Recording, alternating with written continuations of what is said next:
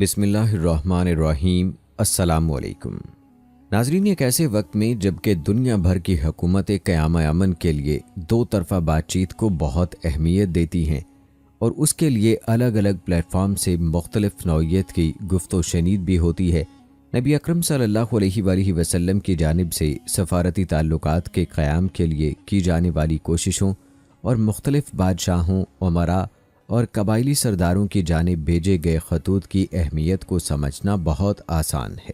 تاریخ گواہ ہے کہ اسلام نے اپنی بڑھتی طاقت کے زوم میں کبھی مد مقابل پر چڑھائی کا راستہ نہیں اپنایا، بلکہ گفت و شنید کو اولیت دی۔ چنانچہ دنیا کی تاریخ میں یہ ریکارڈ موجود ہے کہ صلح حدیبیہ کے بعد سن 7 ہجری میں رسول اللہ صلی اللہ علیہ وآلہ وسلم نے اسلام کی پرامن دعوت کو دنیا کے تمام مملوک و سلاطین تک پہنچانے کے لیے مختلف نمائندوں کو اپنے خطوط کے ساتھ بھیجا تھا۔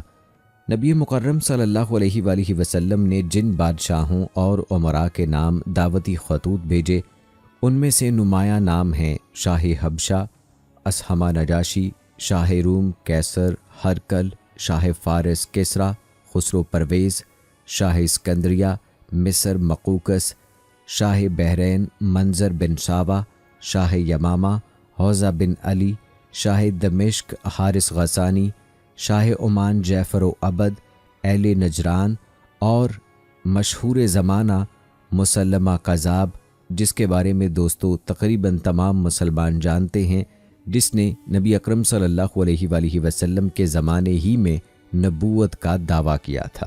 اس کے علاوہ بنو جزامہ، بنو بکر بن وائل، ذی القلع وغیرہ۔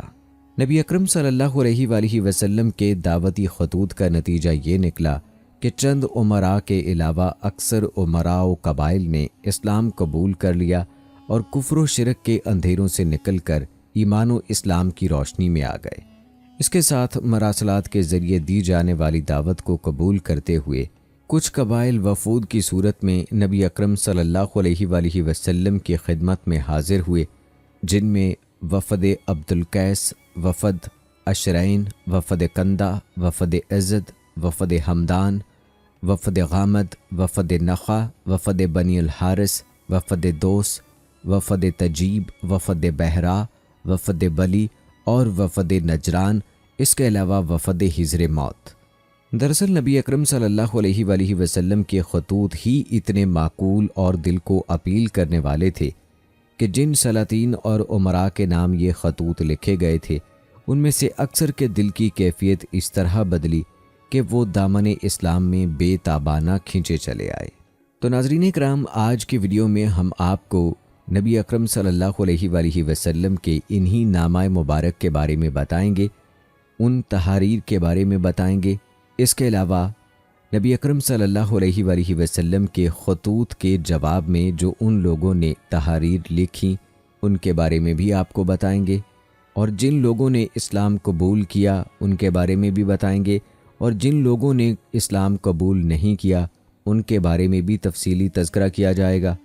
اور ناظرین کرام، آخر میں آپ کو عمرۃ القضاء کے بارے میں بھی بتائیں گے، اور ساتھ ہی ساتھ ناظرین آپ کو بتائیں گے کہ طواف کے پہلے 3 چکروں میں تیز چلنے کا حکم کیوں دیا گیا۔ اگر آپ نہیں جانتے تو ویڈیو کو آخر تک لازمی دیکھیے گا، آپ کو اس حوالے سے بھی تفصیل سے آگاہ کریں گے۔ اور اس کے علاوہ ناظرین آپ کو بتائیں گے کہ عمرۃ القضاء کے موقع پر نبی اکرم صلی اللہ علیہ وآلہ وسلم نے کس ام المومنین رضی اللہ تعالی عنہا سے نکاح فرمایا، اس حوالے سے بھی آپ کو تفصیل سے بتائیں گے۔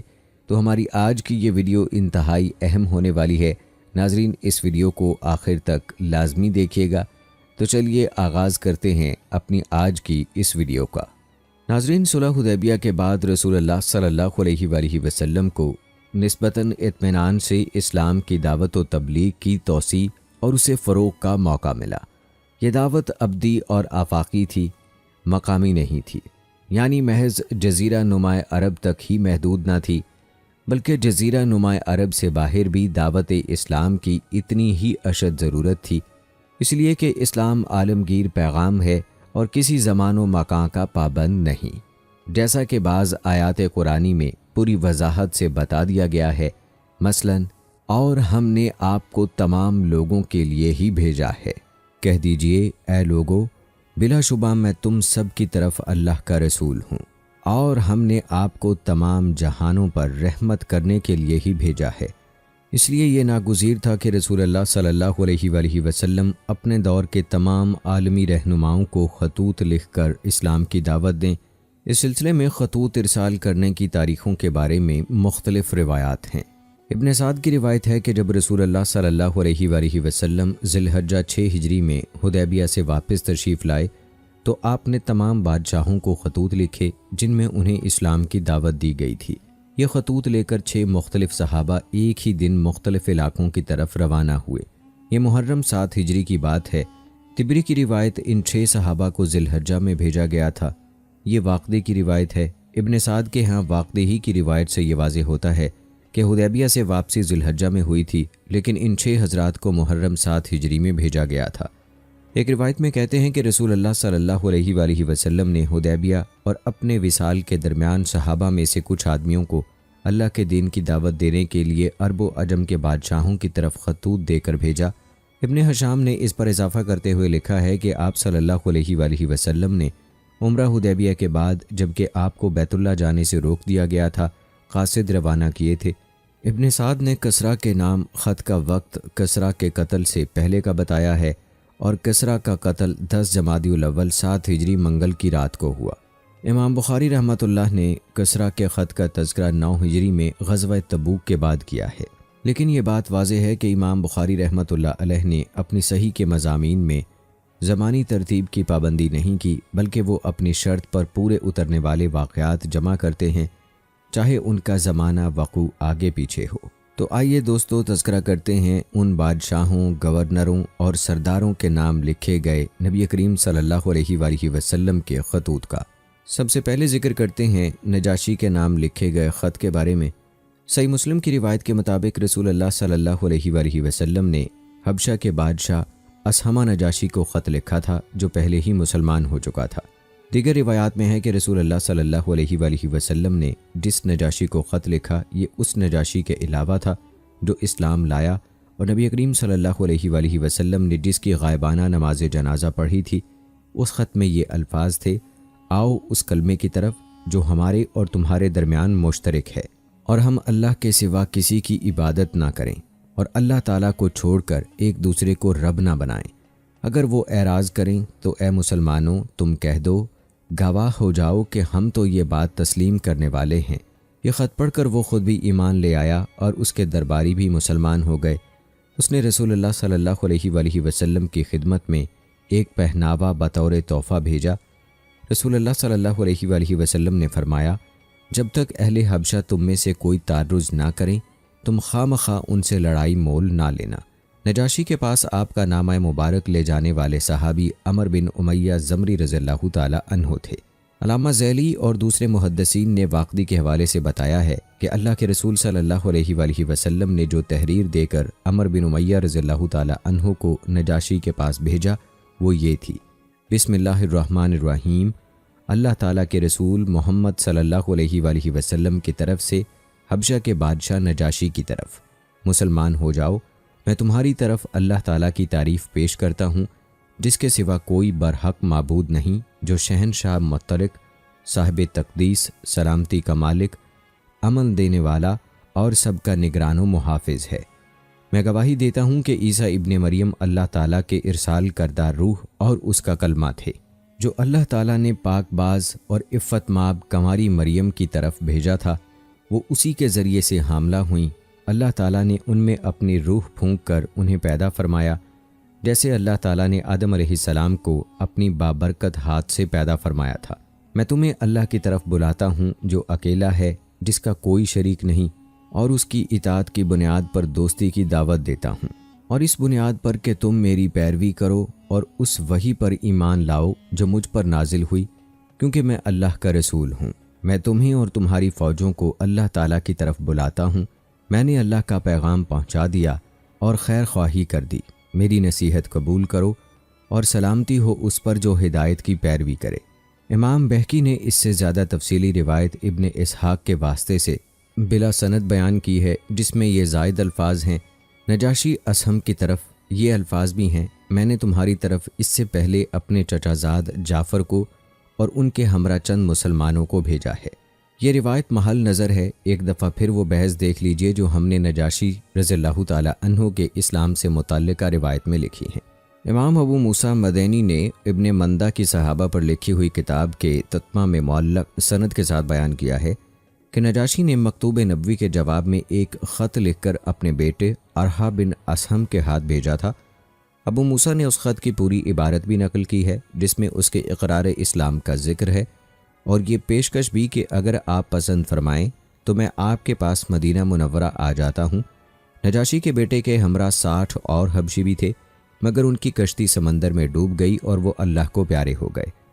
اور یہ تو صحیح سند کے ساتھ ثابت ہے کہ جب جبرائیل علیہ السلام نے آپ کو نجاشی کی وفات کی اطلاع دی تو آپ نے اس کی غائبانہ نماز جنازہ پڑھائی تھی، اور یہ 9 ہجری کی بات ہے۔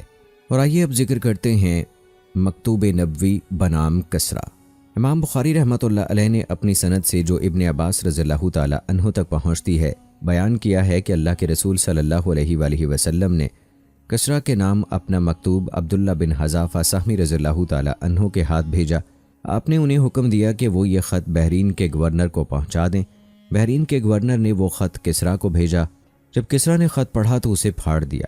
راوی حدیث ظاہری کا کہنا ہے، میرا خیال ہے کہ ابن مسیب نے کہا، پھر رسول اللہ صلی اللہ علیہ وآلہ وسلم نے ایرانیوں کے لیے بد دعا کی کہ وہ بھی پوری طرح ٹکڑے ٹکڑے کر دیے جائیں۔ پھر کسرا نے اپنے یمن کے گورنر بازان کو لکھا کہ 2 مضبوط فوجی اس حجازی نبی کے پاس بھیجو جو میرے پاس اس کے متعلق پوری تفصیلات لائیں۔ بازان نے اپنے نائب اور ایک دوسرے شخص کو رسول اکرم صلی اللہ علیہ وآلہ وسلم کی طرف بھیجا، ساتھ ایک خط بھی لکھا۔ وہ دونوں مدینہ منورہ آئے اور بازان کا خط آپ کی خدمت میں پیش کیا۔ رسول اللہ صلی اللہ علیہ وآلہ وسلم نے تبسم فرمایا اور انہیں اسلام کی دعوت دی۔ ان کی حالت یہ تھی کہ ان کے کندھے کانپ رہے تھے۔ آپ صلی اللہ علیہ وآلہ وسلم نے ان سے فرمایا، آج تم واپس جاؤ اور کل میرے پاس آنا، میں تمہیں جو چاہوں گا بتاؤں گا۔ اگلی صبح آئے تو آپ صلی اللہ علیہ وآلہ وسلم نے ان سے فرمایا، اپنے گورنر سے جا کر کہہ دو کہ آج رات میرے رب نے تمہارے رب یعنی بادشاہ کو قتل کر دیا ہے۔ یہ 7 ہجری 10 جمادی الاول منگل کی رات تھی۔ رات کے 7 گھنٹے گزرنے پر کسرا کے قتل کا واقعہ پیش آیا۔ اللہ تعالیٰ نے اس کے بیٹے شرویا کو اس پر مسلط کر کے اس کا کام تمام کر دیا۔ وہ دونوں یہ خبر لے کر بازان کے پاس واپس پہنچے تو اس کے پاس یہ خبر پہنچ چکی تھی۔ نتیجہ یہ ہوا کہ بازان اور دوسرے ابنا جو یمن میں رہ رہے تھے وہ مسلمان ہو گئے۔ بتایا جاتا ہے کہ اس کسرا کا نام پرویز بن ہرمز تھا۔ مورخ بٹلر کا اصرار ہے کہ کسرا پرویز کی موت مارچ 628 میں ہوئی۔ اس کا مطلب یہ ہے کہ رسول اللہ صلی اللہ علیہ وآلہ وسلم کا نامہ مبارک کسرا کو اس کی موت سے کئی مہینے پہلے مل چکا تھا۔ اس سے واقعی کی روایت کی تائید ہوتی ہے۔ علامہ طبری نے کسرا کو لکھے گئے مکتوب نبوی کی عبارت بھی درج کی ہے اور ابن طولون وغیرہ نے اس کی موافقت کی ہے۔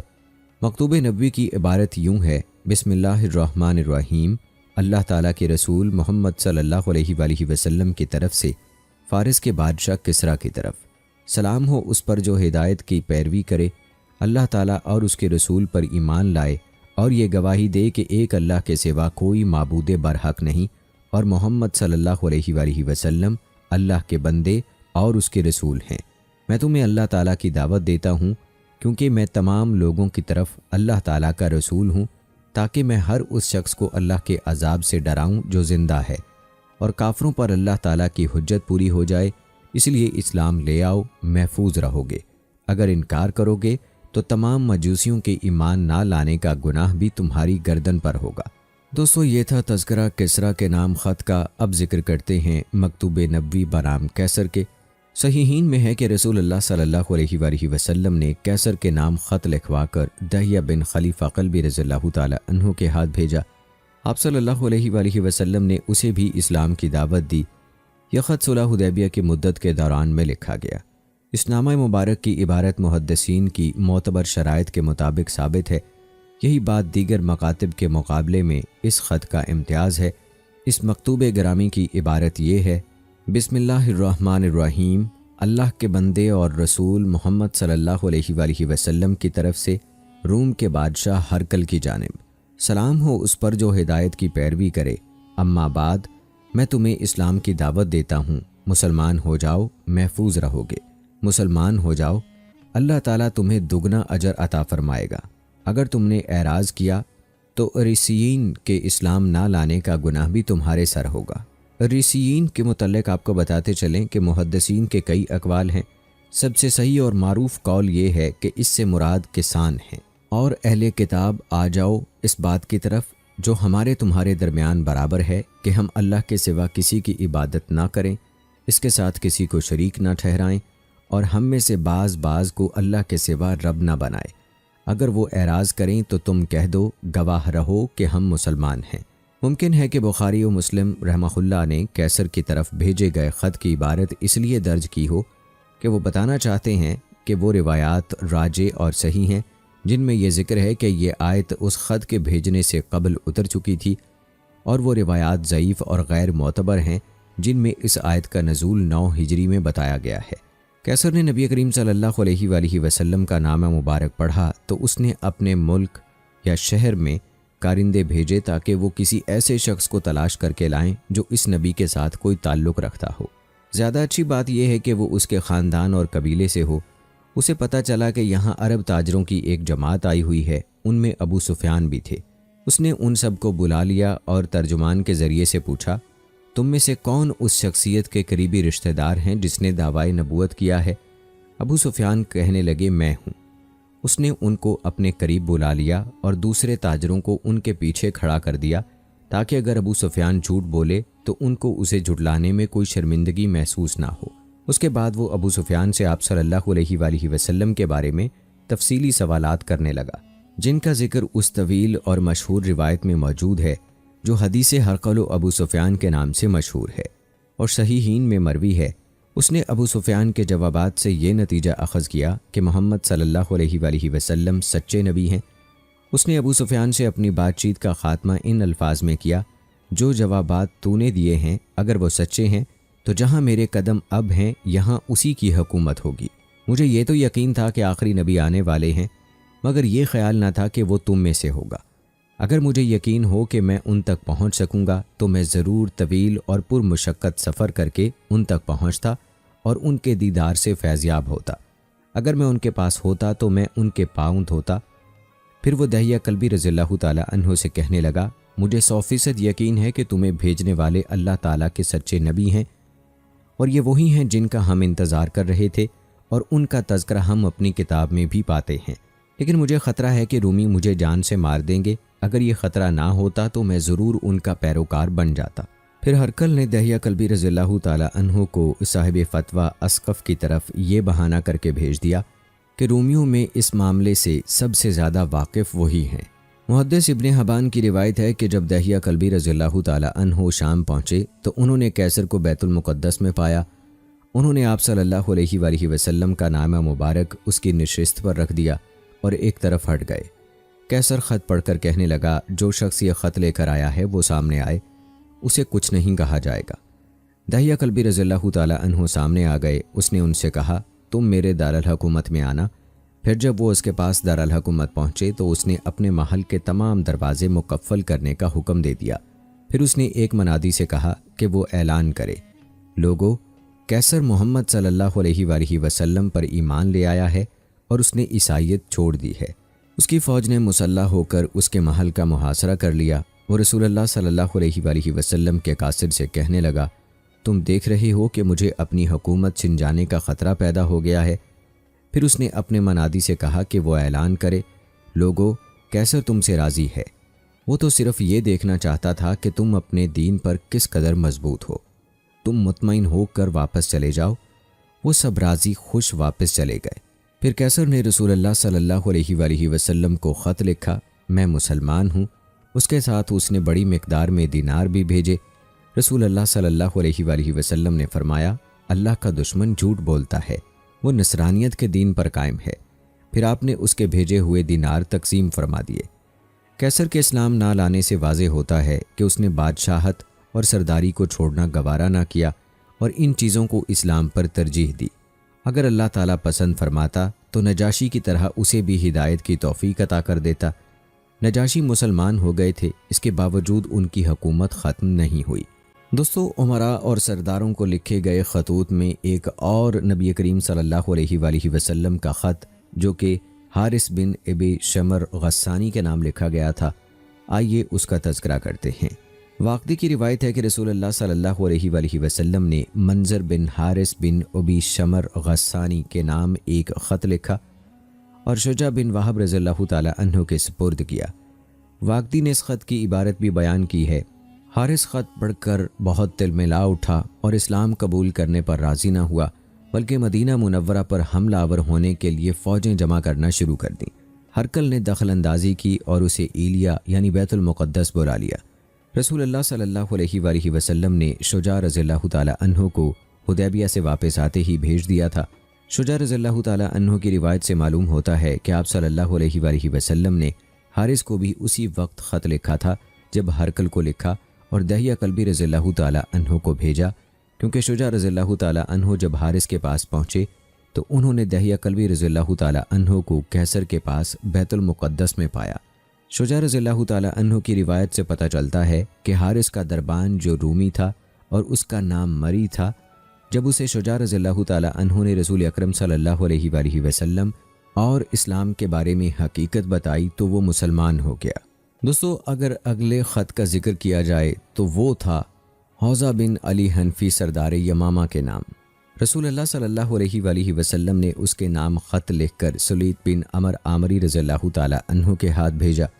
سلیط ان 6 آدمیوں میں شامل تھے جو رسول اللہ صلی اللہ علیہ وآلہ وسلم کی حدیبیہ سے مدینہ واپسی کے بعد بیک وقت خطوط لے کر چلے تھے۔ حوزہ نے خط پڑھنے کے بعد اسلام قبول کرنے کے لیے یہ شرط لگائی کہ نبی کریم صلی اللہ علیہ وآلہ وسلم اپنے ساتھ مجھے بھی اقتدار میں شریک کر لیں۔ رسول اللہ صلی اللہ علیہ وآلہ وسلم نے یہ بات نہ مانی تو وہ مسلمان نہ ہوا۔ رسول اللہ صلی اللہ علیہ وآلہ وسلم مکہ مکرمہ کی فتح کے بعد واپس تشریف لائے تو یہ شخص مر گیا۔ اور آئیے دوستو، اب تذکرہ کرتے ہیں اس مشہور شخص کا جس کے بارے میں یقیناً آپ جانتے ہوں گے، جس کو نبی کریم صلی اللہ علیہ وآلہ وسلم نے خط لکھا۔ جی ہاں، مقوقس شاہ مصر۔ رسول اللہ صلی اللہ علیہ وآلہ وسلم نے اپنا نامہ مبارک سکندریہ کے بادشاہ اور قبطیوں کے سردار مقوقس کو حاتب بن ابی بلتہ رضی اللہ تعالی عنہ کے ہاتھ بھیجا۔ اس نے اچھا جواب دیا اور معاملے کو قریب کیا، البتہ وہ مسلمان نہ ہوا۔ اس نے نبی کریم صلی اللہ علیہ وآلہ وسلم کی خدمت میں ماریہ اور ان کی بہن سیرین اور کیسرا بطور ہدیہ بھیجی۔ ماریہ کو تو رسول اللہ صلی اللہ علیہ وآلہ وسلم نے اپنے لیے مخصوص رکھا اور ان سے آپ کے بیٹے ابراہیم علیہ السلام پیدا ہوئے، اور اس طرح سے حضرت ماریہ قبطیہ رضی اللہ تعالی عنہا ام المومنین بنی، اور ان کی بہن سیرین حسان بن ثابت رضی اللہ تعالی عنہ کو ہبہ کر دیں، جن سے ان کے بیٹے حضرت عبد الرحمن پیدا ہوئے۔ نیز مقوقس نے آپ کو 1000 مسکال سونا، دلدل نامی خچر، ایک اور حبشی لونڈی بریرہ، ایک خسی غلام معبور اور ایک سفید گدھا یافور، ایک گھوڑا لزاز، بہت سا شہد اور کچھ دیگر چیزیں بھی بطور تحفہ بھیجی۔ جب رسول اللہ صلی اللہ علیہ وآلہ وسلم کے پاس مقوقس کا خط پہنچا تو آپ صلی اللہ علیہ وآلہ وسلم نے فرمایا، اس خبیث نے اپنی حکومت چھوڑنا گوارا نہیں کی، حالانکہ اس کی حکومت کو بقا حاصل نہیں ہے۔ اور دوستو، ویڈیو میں آگے بڑھتے ہوئے اب ذکر کرتے ہیں مکتوب نبوی بنام منظر بن ساوا عبدی کا۔ ابن سید الناس کی روایت ہے کہ نبی کریم صلی اللہ علیہ وآلہ وسلم نے منظر بن ساوا عبدی امیر بحرین کے نام خط لکھ کر ابو العلا حضرمی رضی اللہ تعالی عنہ کے سپرد فرمایا۔ یہ غزوہ حدیبیہ سے واپسی کے بعد کی بات ہے۔ ابن سید الناس نے مزید لکھا، واقدی نے اکرمہ سے اپنی سند سے روایت کیا، انہوں نے کہا، میں نے یہ خط ابن عباس رضی اللہ تعالی عنہ کی وفات کے بعد ان کی کتابوں میں پایا تو اسے نقل کر لیا۔ اس کی عبارت یہ تھی، پھر اس کے بعد ابن سید الناس نے رسول اللہ صلی اللہ علیہ وآلہ وسلم کے خط کی جو عبارت نقل کی ہے وہ دراصل منظر کے جوابی خط کا جواب ہے جو اس نے آپ صلی اللہ علیہ وآلہ وسلم کو لکھا تھا کہ میں اور بحرین والوں میں سے بہت سے دوسرے لوگ مسلمان ہو چکے ہیں۔ ابن سید الناس نے منظر کی طرف رسول اللہ صلی اللہ علیہ وآلہ وسلم کے پہلے خط کی عبارت کا کوئی تذکرہ نہیں کیا۔ کچھ ایسی روایات پائی جاتی ہیں جو منظر کی طرف رسول اللہ صلی اللہ علیہ وآلہ وسلم کے پہلے خط کی عبارت کی طرف اشارے کرتی ہیں، لیکن وہ خط رجب 9 ہجری کا ہے جب آپ صلی اللہ علیہ وآلہ وسلم غزوہ تبوک سے واپس تشریف لائے۔ اسی طرح دوستو نبی کریم صلی اللہ علیہ وآلہ وسلم نے جلندا کے بیٹوں جعفر اور عبد کی طرف بھی خطوط لکھے تھے۔ رسول اللہ صلی اللہ علیہ وآلہ وسلم نے ذوالقعدہ 8 ہجری میں عمرو بن عاص رضی اللہ تعالی عنہ کو عمان میں جعفر اور عبد کی طرف نامہ مبارک دے کر بھیجا۔ یہ دونوں مسلمان ہو گئے اور رسول اللہ صلی اللہ علیہ وآلہ وسلم کی تصدیق کی اور عمرو بن عاص رضی اللہ تعالی عنہ کو اپنے علاقے کی مکمل زکوٰۃ حوالے کی۔ رسول اللہ صلی اللہ علیہ وآلہ وسلم نے اس علاقے کی حکومت انہی کے پاس رہنے دی۔ اس کے علاوہ دوستو اب ذکر کرتے ہیں متفرق مکاتب نبوی صلی اللہ علیہ وآلہ وسلم کا۔ رسول اللہ صلی اللہ علیہ وآلہ وسلم نے عمان کی ایک بستی دما والوں کو بھی خط لکھا تھا۔ اس بستی پر کسریٰ کا ایک فوجی کمانڈر بستجان حکمران تھا۔ ابن طولون نے دما والوں میں سے ایک شخص ابو شداد سے اپنی سند کے ساتھ یہ خط روایت کیا ہے۔ اس خط کی عبارت یہ تھی: اللہ کے رسول محمد کی طرف سے اہل عمان کی طرف تم پر سلام ہو، اما بعد تم لوگ یہ گواہی دو کہ اللہ کے سوا کوئی معبود برحق نہیں اور میں اللہ کا رسول ہوں۔ زکوٰۃ ادا کرو اور فلاں فلاں طریقے سے مسجدیں بناؤ، ورنہ میں تم پر حملہ آور ہوں گا۔ رسول اللہ صلی اللہ علیہ وآلہ وسلم نے رائیہ سہیمی کی طرف بھی خط لکھا۔ یہ شخص یمامہ کا رہنے والا اور بنو حنیفہ سے تعلق رکھتا تھا۔ اس نے خط مبارک پکڑا اور اس کے ساتھ اپنے ڈول کو پیوند لگایا، مطلب یہ کہ کوئی پرواہ نہ کی۔ رسول اللہ صلی اللہ علیہ وآلہ وسلم نے اس کی طرف ایک فوجی دستہ بھیجا جس نے اس کا سب مال اور اہل و عیال قابو کر لیے۔ پھر یہ بڑی ندامت کے ساتھ مدینہ منورہ پہنچا اور بیعت اسلام کی اور اپنے اہل و عیال بچا لیے۔ رسول اللہ صلی اللہ علیہ وآلہ وسلم نے یمامہ کے سردار مسلمہ کذاب کی طرف بھی ایک خط لکھا جو عمر بن امیہ زمری رضی اللہ تعالی عنہ کے ہاتھ بھیجا گیا۔ آپ نے اسے اسلام کی دعوت دی۔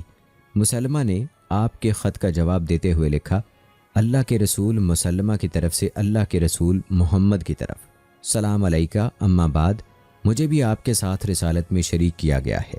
معاذ اللہ، نصف زمین ہمارے لیے ہے اور نصف قریش کے لیے، لیکن قریش ایک ایسی قوم ہے جو زیادتی کرتی ہے۔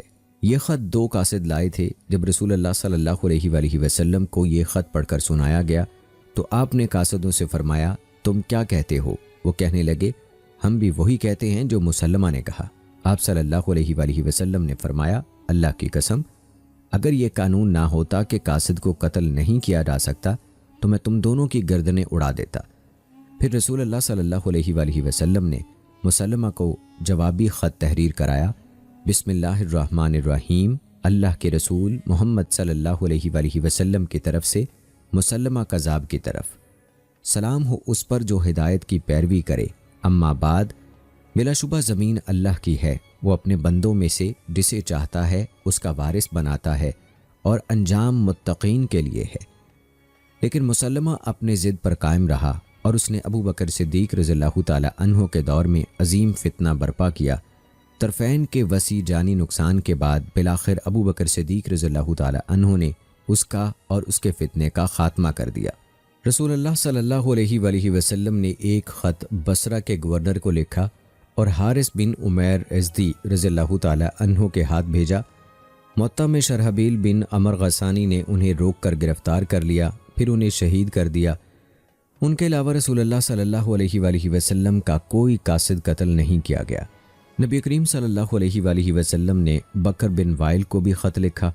نبی کریم صلی اللہ علیہ وآلہ وسلم نے ہمائر کے ایک قبیلے بنو عمر کو خط لکھا اور انہیں اسلام کی دعوت دی۔ رسول اللہ صلی اللہ علیہ وآلہ وسلم نے غسان کے بادشاہ جبلہ بن اہم کو خط لکھا اور اسے اسلام کی دعوت دی۔ رسول اللہ صلی اللہ علیہ وآلہ وسلم نے جریر بن عبداللہ بجلی رضی اللہ تعالی عنہ کو اپنا نامہ مبارک دے کر ذوالقلع بن ناقور اور ذو عمر کی طرف بھیجا اور انہیں اسلام کی دعوت دی۔ یہ دونوں مسلمان ہو گئے، لیکن ذوالقلع کی بیوی بھی مسلمان ہو گئی۔ رسول اللہ صلی اللہ علیہ وآلہ وسلم نے مادی کرب بن ابرہہ کو خط لکھا کہ اگر وہ مسلمان ہو جائے تو خولان کی زمین پر وہی حکمران رہے گا۔ رسول اللہ صلی اللہ علیہ وآلہ وسلم نے بنو حارث بن کعب کے اسقف یعنی بشپ، نجران کے پادریوں، ان کے کاہنوں اور ان کی رعایا اور ان کے راہبوں کو بھی خطوط تحریر کرائے۔ رسول اللہ صلی اللہ علیہ وآلہ وسلم نے ایلا کے حکمران یحنا بن روبا کو بھی خط لکھا۔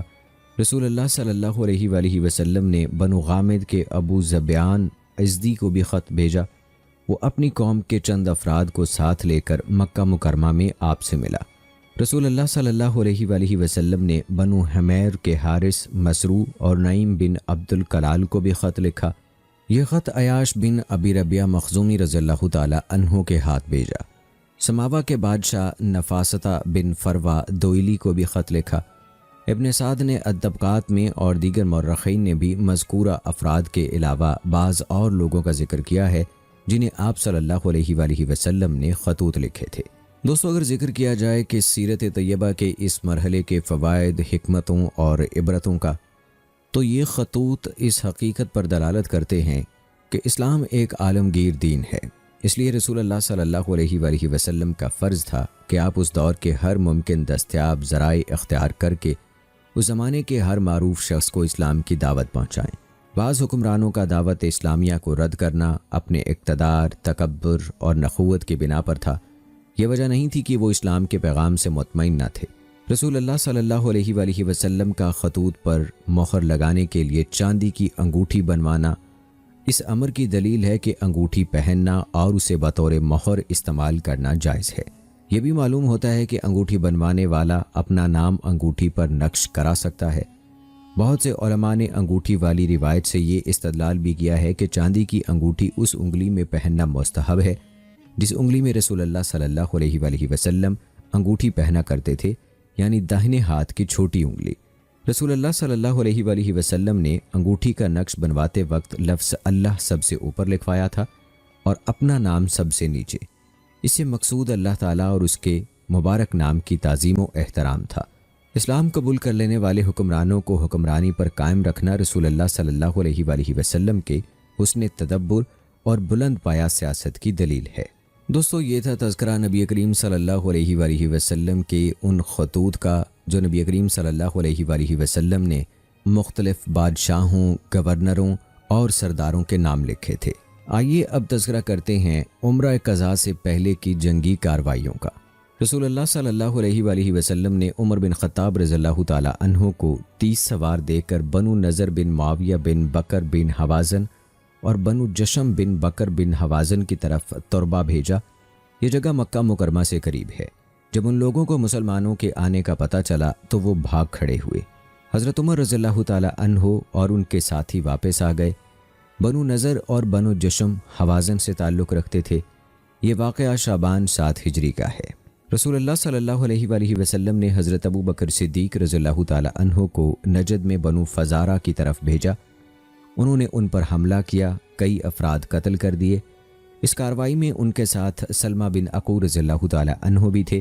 کفار کی بہت سی عورتیں اور بچے قیدی بنے۔ ابو بکر صدیق رضی اللہ تعالی عنہ نے سلمہ رضی اللہ تعالی عنہ کو ایک خوبصورت لونڈی انعام میں دی، لیکن رسول اللہ صلی اللہ علیہ وآلہ وسلم نے وہ لونڈی ان سے مانگ لی اور اس کے بدلے میں مکہ مکرمہ میں قیدی چند مسلمان چھڑا لیے۔ یہ واقعہ شعبان 7 ہجری میں پیش آیا۔ حضرت عمر بن خطاب اور حضرت ابو بکر صدیق رضی اللہ تعالی عنہ کی کارروائی کے بعد اب ذکر کرتے ہیں حضرت بشیر بن سعد رضی اللہ تعالی عنہ کی کارروائی کا۔ رسول اللہ صلی اللہ علیہ وآلہ وسلم نے انہیں 30 آدمی دے کر فدق میں بنو مرہ کی طرف بھیجا۔ وہ ادھر ادھر صحرا میں گئے ہوئے تھے، یہ ان کے جانور ہانک لائے۔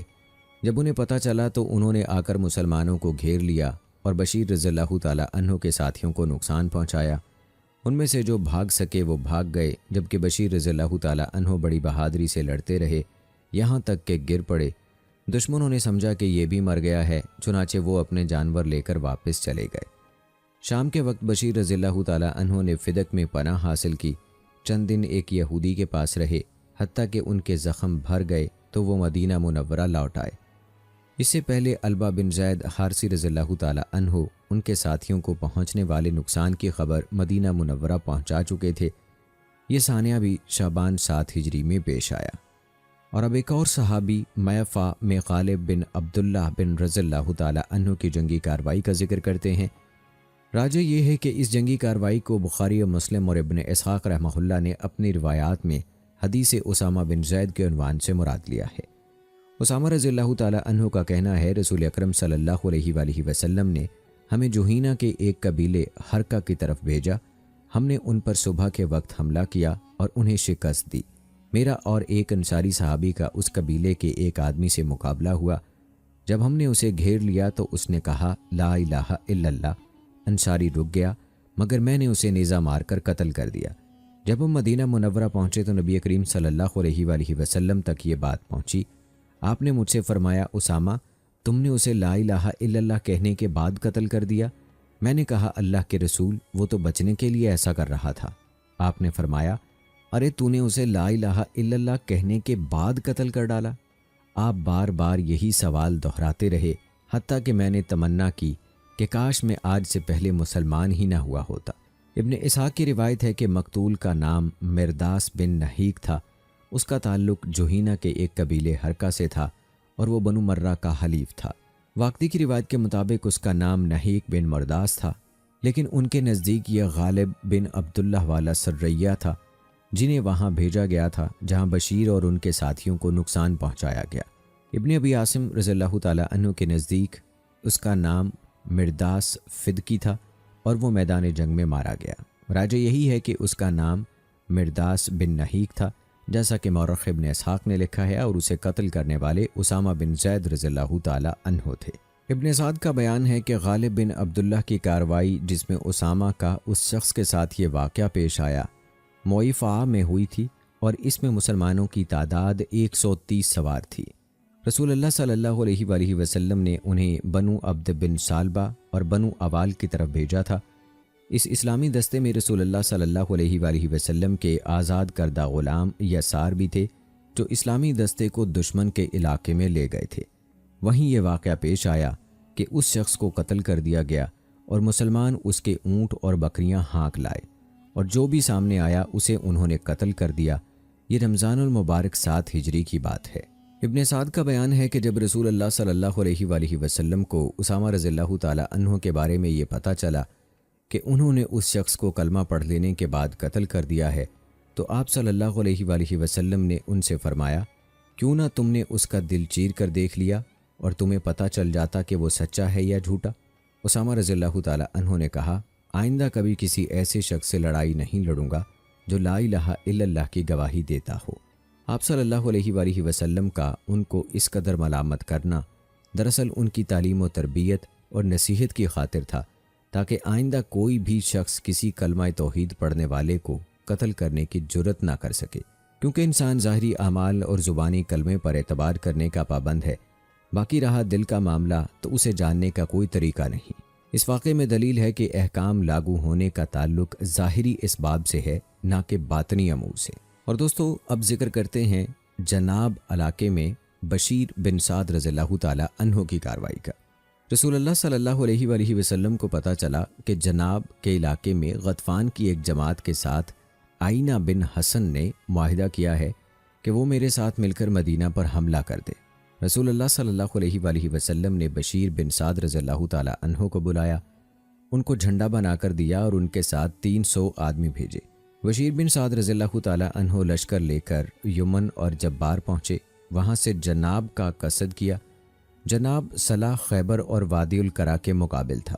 یہ لشکر صلاح میں فروکش ہوا، پھر وہ دشمن کی طرف بڑھے۔ مسلمانوں کو دیکھ کر چرواہے بھاگ گئے اور اپنی قوم کو حملے سے مطلع کیا۔ مسلمانوں کو کثیر تعداد میں اونٹ وغیرہ غنیمت میں حاصل ہوئے۔ دشمن کو حملے کا پتہ چلا تو وہ بھاگے اور پہاڑوں پر چڑھ گئے۔ بشیر رضی اللہ تعالیٰ عنہ ان کی آبادی میں پہنچے، وہاں صرف 2 آدمی ملے۔ بشیر رضی اللہ تعالیٰ عنہ نے انہیں قید کر لیا اور رسول اللہ صلی اللہ علیہ وآلہ وسلم کی خدمت میں پیش کر دیا۔ وہ دونوں مسلمان ہو گئے۔ آپ صلی اللہ علیہ وآلہ وسلم نے انہیں آزاد کر دیا۔ یہ شوال 7 ہجری کی بات ہے۔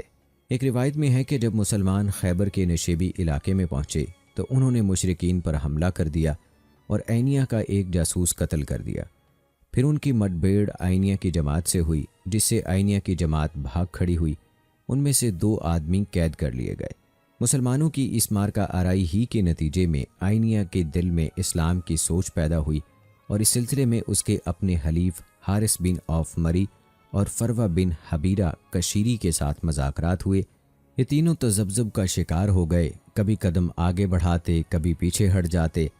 بالآخر عینیہ بن حسن مؤلفۃ القلوب میں شامل ہو گیا۔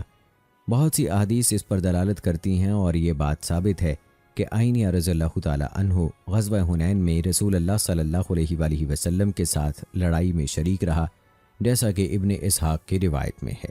اور آئیے دوستو، ویڈیو کے آخر میں اب شامل کرتے ہیں کچھ عمرہ قضا کے حوالے سے۔ رسول اللہ صلی اللہ علیہ وآلہ وسلم اور مسلمان ذی-القعدہ 7 ہجری میں صلح حدیبیہ کے طے شدہ شرائط کے تحت ادائے عمرہ کے لیے مکہ مکرمہ روانہ ہوئے۔ بہقی اور ابن سعد کی روایت کے مطابق مسلمان مکمل اسلحہ ساتھ لے کر چلے تھے۔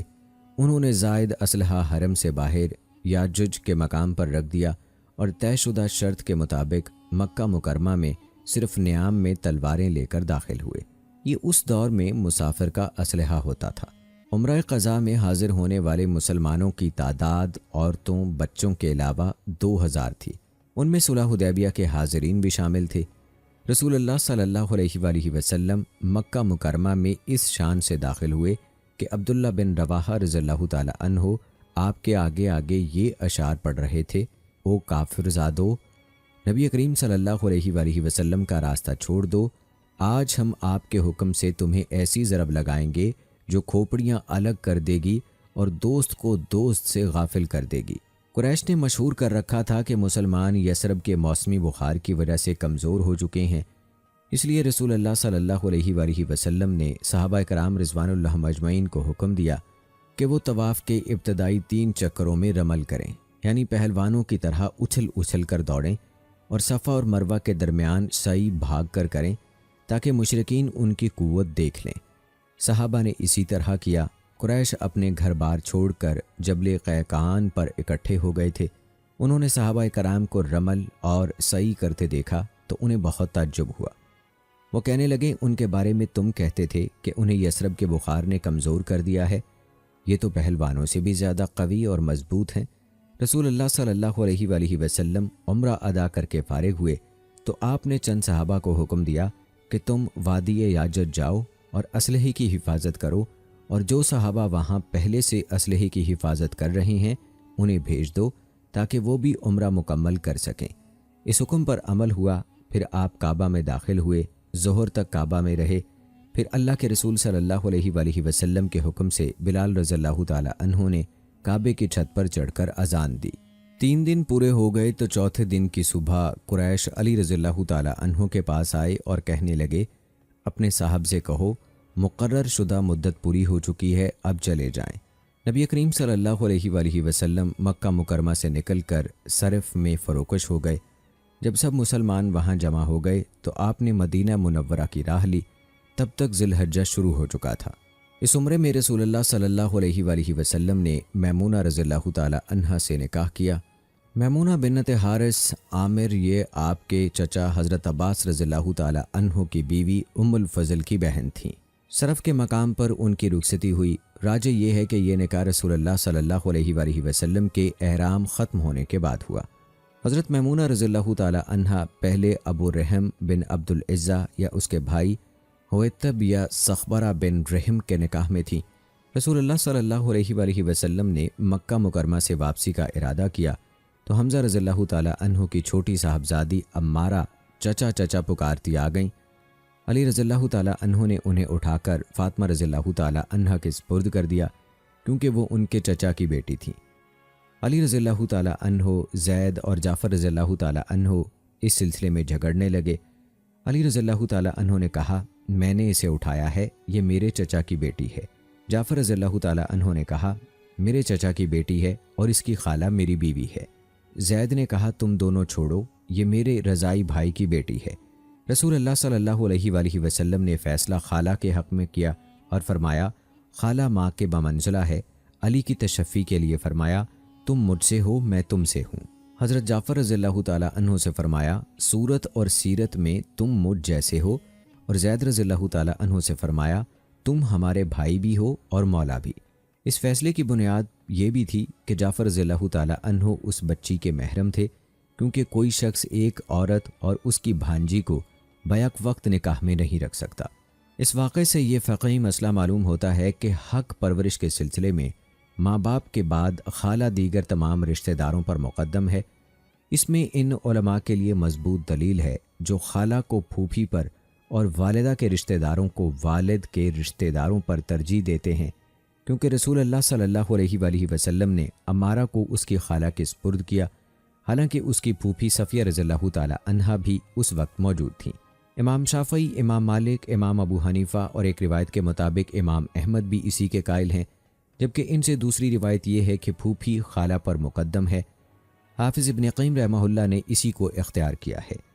یہ عمرہ بعد میں کئی ناموں سے مشہور ہوا، ہر نام کا اس کے کسی نہ کسی واقعے سے تعلق ہے۔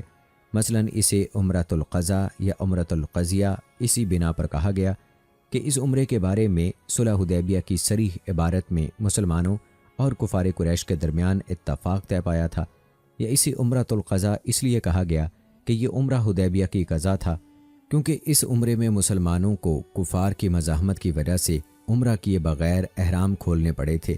اسے عمرۃ القصاص بھی کہا جاتا تھا۔ آج کی اس ویڈیو کے متعلق اپنی رائے کا اظہار کمنٹ باکس میں لازمی کیجیے گا۔ مجھے اگلی ویڈیو تک اجازت دیں۔ فی امان اللہ۔